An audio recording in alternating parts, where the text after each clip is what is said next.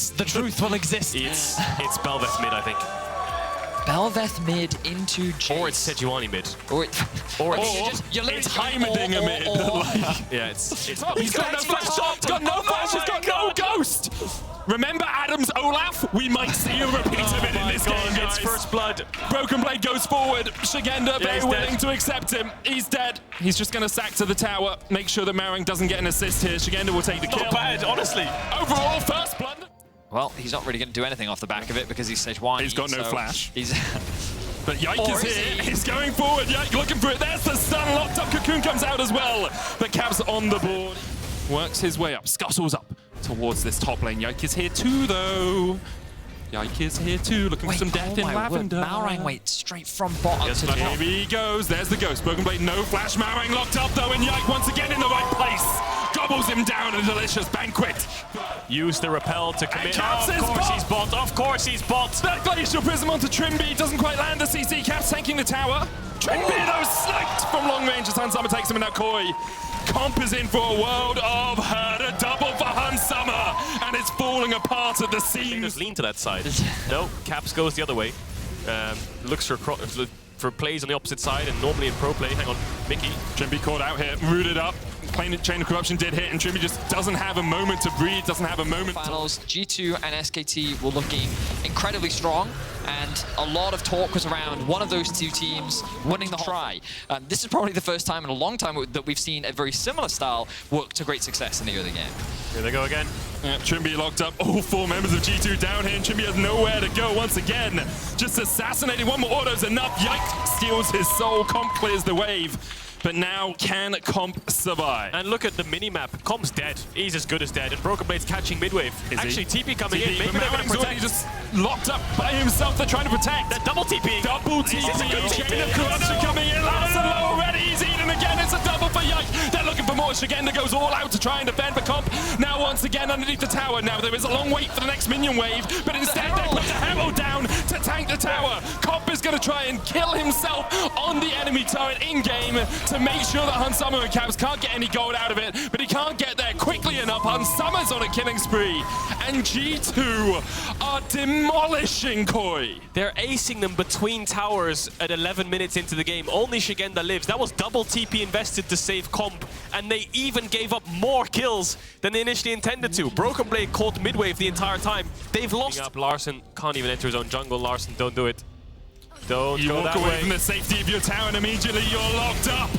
A beautiful death for Larson as you're looking for their first kill. I've seen Broken Blade do crazier things. Yep. Uses the Ragnarok, dodges the all-out, now turns his attention over to Trimby. Trying to get those autos down, but just can't do it. Koi get their second kill. Meanwhile, Hunsummer and Mickey very happily taking turret plates in the mid lane. They took 5 bot, 4 mid. I want to see how many they took 13. Top as well. Is that all of them? Is that going to be 14? Will they get it? Couple more autos. 14 plates for G2. Wow, 14 out of 15 secured. One short of the achievement, but it doesn't matter. Dragon spawning in a minute's time as well. And it's the game. They've still got a second Herald in their back pocket. We'll see how far they want to push the advantage. Knowing G2 them out just a little bit as they chip away at this tower, but it was on Belveth that G2 had that 18-minute, 53-second game earlier in the split, I believe. Something on the map, the first tower of the game perhaps, and should be able to secure it with one more auto attack. He'll take it, gets the bounty, but a little consolation prize it is for him. More of a participation trophy than anything measurable as Yike gets his 5th. So here comes the push. If Koi can withstand this, Caps is tanking the tower. Like, he could have just backed away at any point there. Yeah, they can withstand this pretty easily. G2 aren't going to go for Sejuani jungle mid, and this would be your kill threat into sides. But here with Belveth, they're pulling it off. Where are you going, Comp? Not many places, it feels. He dashes away, but Yike will chase him down. The Endless Banquet has begun. Yike sees the TP behind him, and now they're in a 2v4. Shigenda trying to get into the action. Yike dodging away as much as he can, but he's going to get booted up for a second. Continues to dodge and to dive and to dip away from it all. And G2 now in the chase. They don't like it when you isolate there for a second. Baron obviously an option to regenerate that, but from now he will be in that less imposing Belveth form, and I'm sure Koi will be very happy. Trading things I imagine you experience when preparing draft is, so we can ban this. What do you expect me to say? You had all of these draft strategies, did you win? No, 0-3. Actually, we beat them once. But also what to ban, because you don't know where anything's going, kind of. So yeah, you can see in that 4-5, right? You think the Sejuani is going jungle? Shigenda just TP'd to this tower and he is already dead as Yike goes godlike. G2 are pushing for the win. As much as I like story time with the lads, I think the end of the game might be very imminent. Here it goes. Imminent. Imminent. Imminent. Imminent. Here it comes. Hansama. I thought he was tanking the tower for a second then. The first tower will drop. Koi faltering. The damage just from the E of Yike's Hansama. going forward. He's looking for more. Once the kill onto Trimsy, Hansama takes it instead.